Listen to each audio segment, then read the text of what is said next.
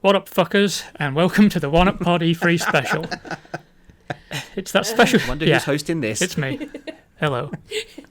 It's that special time in the gaming calendar where gamers come together to say, where's GTA 6? Over and over again.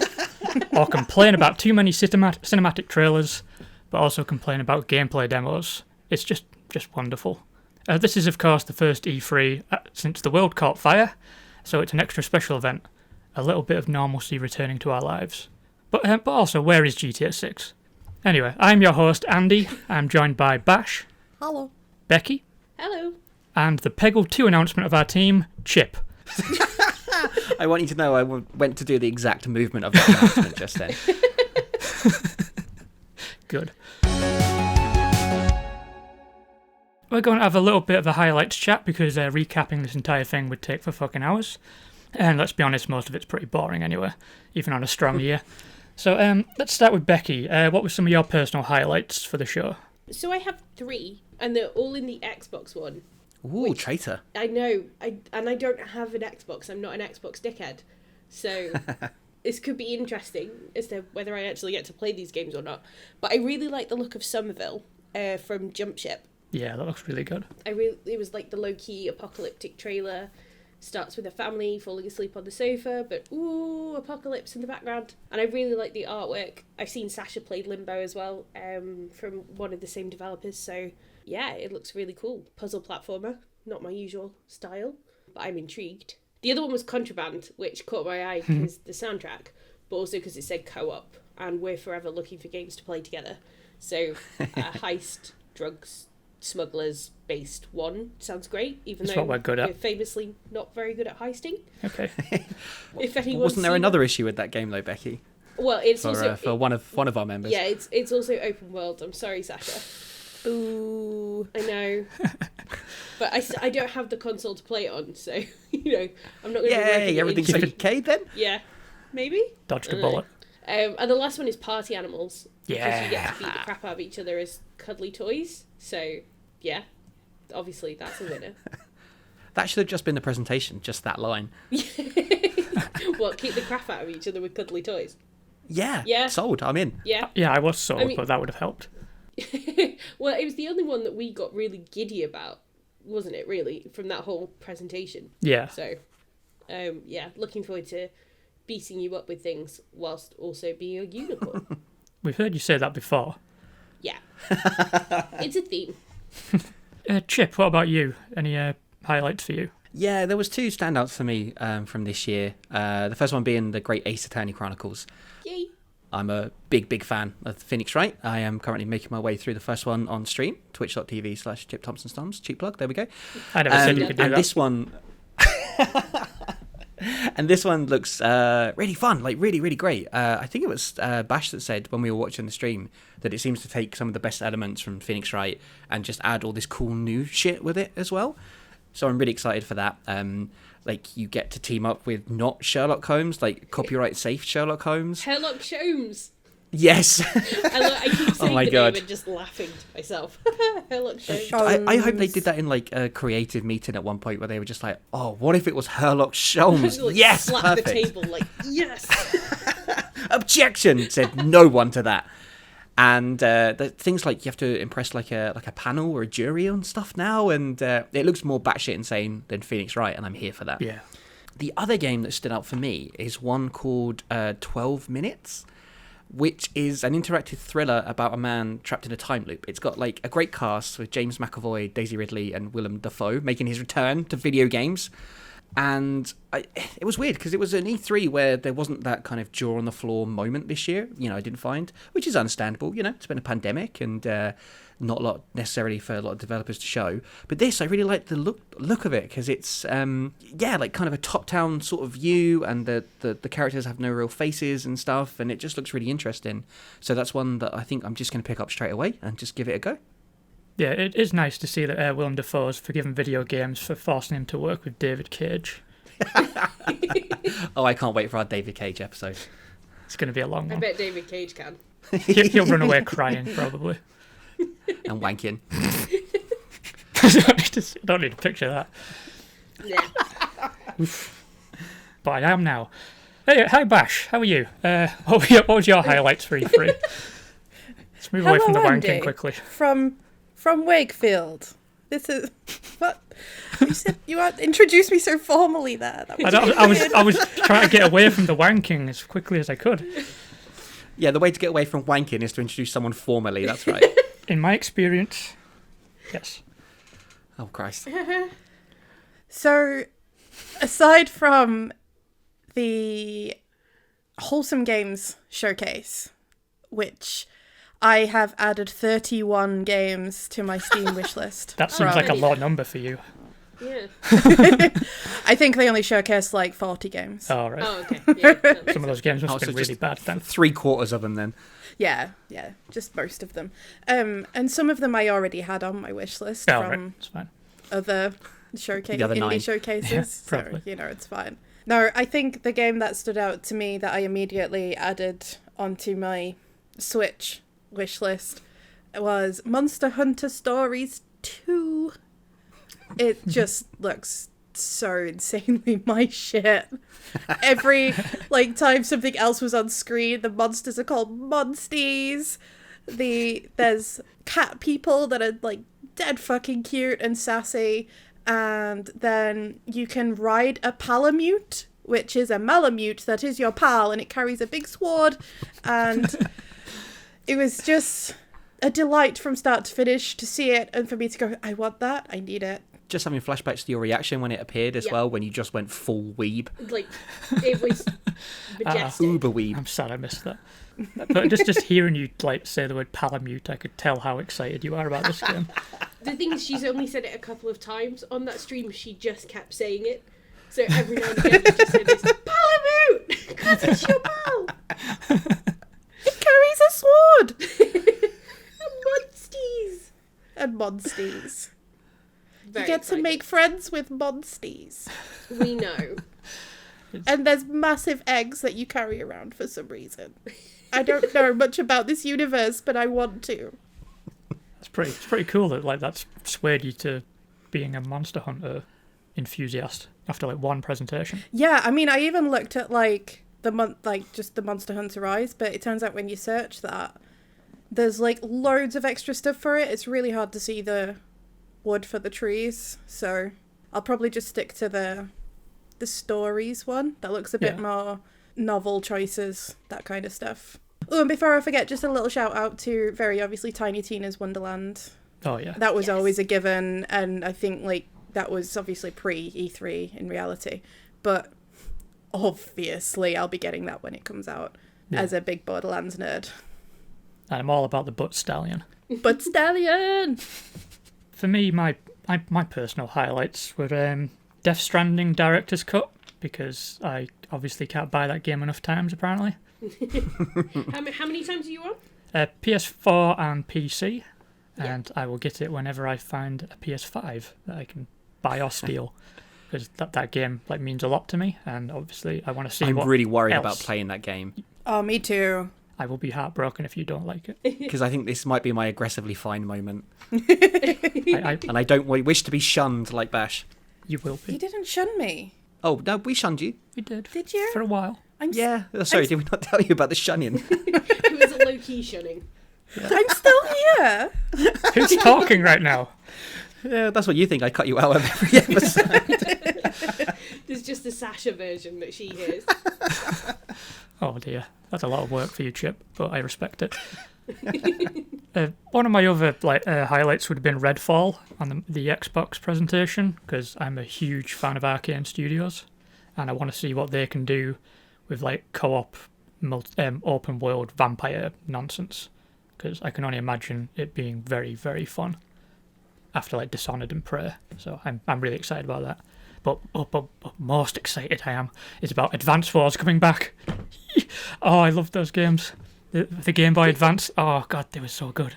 And I don't think I've ever heard you so giddy. I jumped out of my chair when I saw it on the Nintendo thing. I was like, oh, Advance Wars! Yeah, I loved those games. They're my favourite games on the Game Boy Advance. I'm very happy about that. I didn't think they'd ever come back, because I thought they were just going to keep them on the Advance and just be dickheads about the name. Said, no, we can't have Switch Wars. fuck. But no, it's good. I'm happy. I'm very happy. I'm glad you're happy. Yes. Yeah, I'm happy for you. You should be. I won't make you play it. Don't worry. Good, thank you.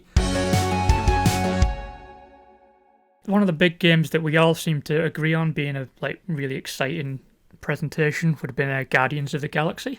Yes. I was completely blindsided by that game. I was expecting the worst after Marvel's Avengers, so this was just like absolute joy. A good presentation as well, like actually getting to see a lot of the gameplay and how it looks and plays and stuff like that. Like, I feel like there wasn't too much of that this year, and this felt like one of the longer presentations and the most we got to see of the game in progress, of, how it actually works. I think what was really cool, and especially watching the presentation with you guys as well, and watching the gameplay, was we sort of saw the what looked like trailery type stuff, and we're like, oh yeah, this looks really cool. And then you're watching the gameplay, and with each additional element, we were all like, oh my god, that's really cool. Like, it was just an increasing, like, this is really cool. And Drax throws Rocket across a cliff. Yeah. Yeah, I loved like the telltale elements as well, kind of stuff. Yeah. Yeah, the choices.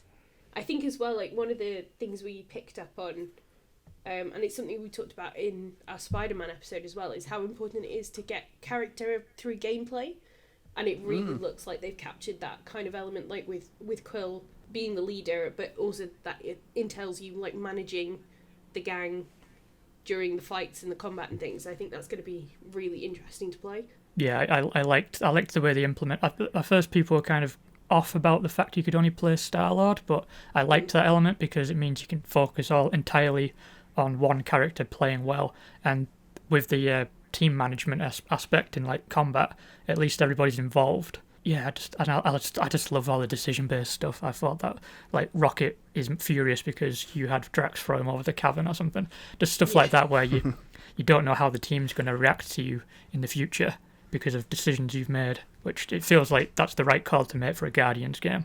It should be all about keeping these unstable elements together.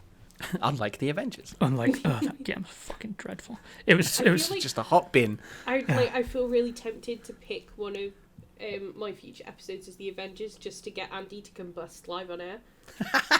oh god, I would. Yeah, tell him we're doing Advance Wars and it's actually Avengers. It's like a reverse intervention. Just wait till he hears about all the nanites.